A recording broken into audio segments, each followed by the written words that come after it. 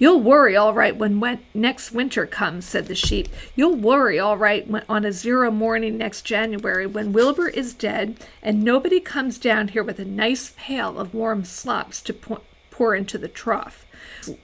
Wilbur's leftover food is your chief source of supply, Templeton. You know that. Wilbur's food is your food. Therefore, Wilbur's destiny and your destiny are closely linked.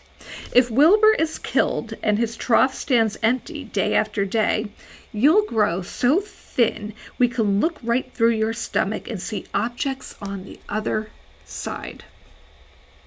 Templeton's whiskers quivered. "Maybe you're right," he said gruffly. "I'm making a trip to the dump tomorrow afternoon. I'll bring back a magazine clipping if I can find one." "Thanks," said Charlotte.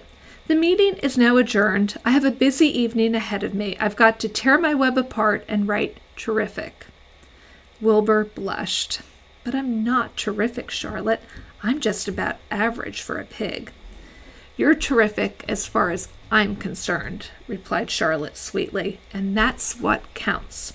You're my best friend, and I think you are sensational. Now stop arguing and go get some sleep." And that is the end of chapter 12.